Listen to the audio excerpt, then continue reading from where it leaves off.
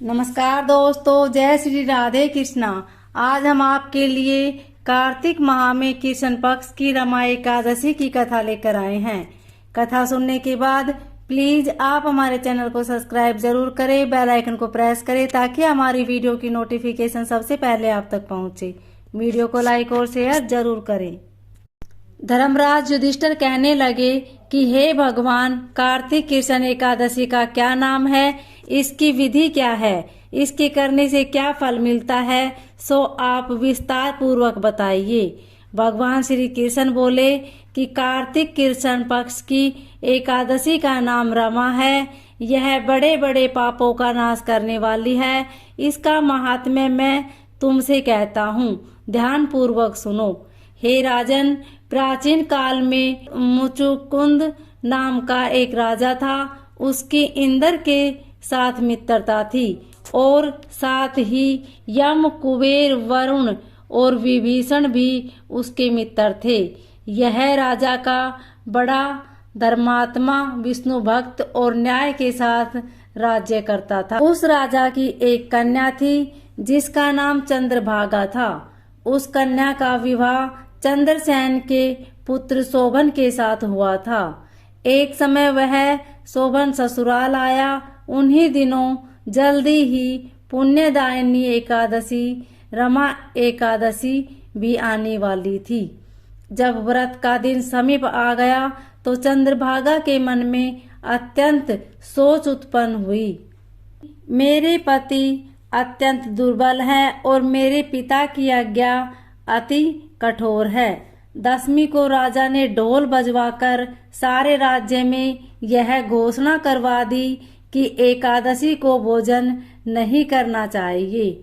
ढोल की घोषणा सुनते ही शोभन को अत्यंत चिंता हुई और अपनी पत्नी से कहा कि हे प्रिय, अब क्या करना चाहिए? मैं किसी प्रकार भी भूख सहन नहीं कर सकूंगा। ऐसा उपाय बतलाओ कि जिससे मेरे प्राण बच सके, अन्यथा मेरे प्राण अवश्य चले जाएंगे। चंद्रभागा कहने लगी कि हे स्वामी, मेरे पिता के राज में एकादशी के दिन कोई भी भोजन नहीं करता। हाथी, घोड़ा, ऊंट, बिल्ली, गौ आदि भी तृण, अन्न, जल आदि ग्रहण नहीं कर सकते। फिर मनुष्य का तो कहना ही क्या है। यदि आप भोजन करना चाहते हैं तो किसी दूसरे स्थान पर चले जाइए, क्योंकि यदि आप यहीं रहना चाहते हैं तो आपको अवश्य व्रत करना पड़ेगा। ऐसा सुनकर शोभन कहने लगा कि हे प्रिय, मैं अवश्य व्रत करूंगा। जो भाग्य में होगा वह देखा जाएगा। धर्मराज युधिष्ठिर द्वारा कार्तिक कृष्ण एकादशी का नाम, इसकी विधि, उसका फल कैसे मिलता है, यह विस्तार पूर्वक बताइए। ऐसा पूछने पर भगवान श्री कृष्ण बोले कि कार्तिक कृष्ण पक्ष की एकादशी का नाम रमा एकादशी है। यह बड़े बड़े पापों का नाश करने वाली है। इस प्रकार से विचार कर शोभन ने व्रत रख लिया और वह भूख व प्यास से अत्यंत पीड़ित होने लगा।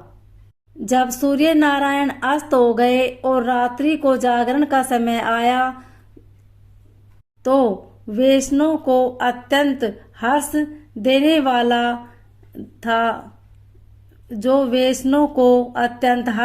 वाला था, परंतु शोभन के लिए अत्यंत दुखदायी हुआ। प्रातः काल होते ही शोभन के प्राण निकल गए। तब राजा ने सुगंधित काष्ठ से उसका दाह संस्कार करवाया, परंतु चंद्रभागा ने अपने पिता की आज्ञा से अपने शरीर को दुग्ध नहीं किया और शोभन की अंत्येष्टि क्रिया के बाद अपने पिता के घर में ही रहने लगी।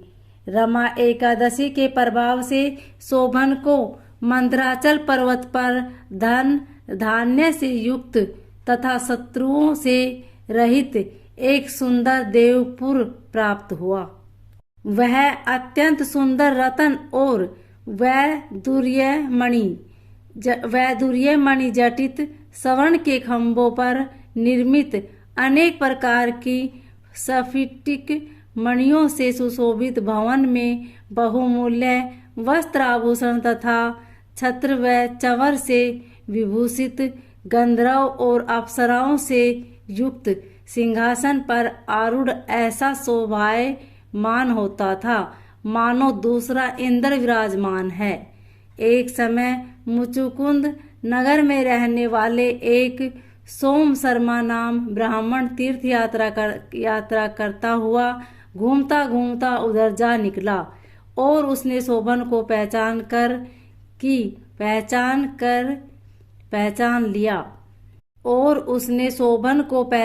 कर कि यह तो राजा का जमाई शोभन है, उसके निकट गया। शोभन भी उसे पहचान कर अपने आसन से उठकर उसके पास आया और प्रणाम आदि करके कुशल प्रश्न किया। ब्राह्मण ने कहा कि राजा मुचुकुंद और आपकी पत्नी कुशल से हैं। नगर में भी सब प्रकार से कुशल है, परंतु हे राजन, हमें आश्चर्य हो रहा है। आप अपना वृत्तांत कहिए कि ऐसा सुंदर नगर जो न कभी देखा न सुना आपको कैसे प्राप्त हुआ।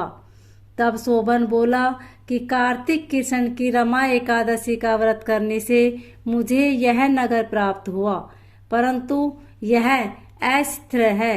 यह स्थिर हो जाए ऐसा उपाय कीजिए। ब्राह्मण कहने लगा कि हे राजन, यह स्थिर क्यों नहीं है और कैसे स्थिर हो सकता है, आप बताइए। फिर मैं अवश्य में वह उपाय करूंगा जो इस बात को आप मिथ्या न समझिए। शोभन ने कहा कि मैंने इस व्रत को श्रद्धा रहित होकर किया है, अतः यह सब कुछ अस्थिर है। यदि आप मुचुकुंद की कन्या चंद्रभागा को यह सब वृत्तांत कहे तो यह स्थिर हो सकता है। ऐसा सुनकर उस श्रेष्ठ ब्राह्मण ने अपने नगर लौटकर चंद्रभागा से सब वृत्तांत कह सुनाया। ब्राह्मण के वचन सुनकर चंद्रभागा बड़ी प्रसन्नता से ब्राह्मण से कहने लगी कि हे ब्राह्मण, ये सब बातें आपने प्रत्यक्ष देखी है या स्वप्न की बातें कर रहे हैं। ब्राह्मण कहने लगा कि हे पुत्री, मैंने महावन में तुम्हारे पति को प्रत्यक्ष देखा है, साथ ही किसी से विजय न हो ऐसा देवताओं के नगर के समान उनका नगर भी देखा है। उन्होंने यह भी कहा कि यह स्थिर नहीं है। जिस प्रकार वह स्थिर रह सके सो उसका उपाय करना चाहिए। चंद्रभागा कहने लगी, हे विप्र, तुम मुझे वहां ले चलो। मुझे पतिदेव के दर्शन की तीव्र लालसा है। मैं अपने किए हुए पुण्य से उस नगर को स्थिर बना दूंगी। आप ऐसा कार्य कीजिए जिससे उनका हमारा संयोग हो, क्योंकि वियोगी को मिला देना महान पुण्य है।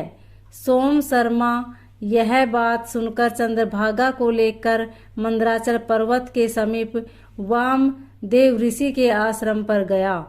वामदेव जी ने सारी बात सुनकर वेद मंत्रों के उच्चारण से चंद्रभागा का अभिषेक कर दिया।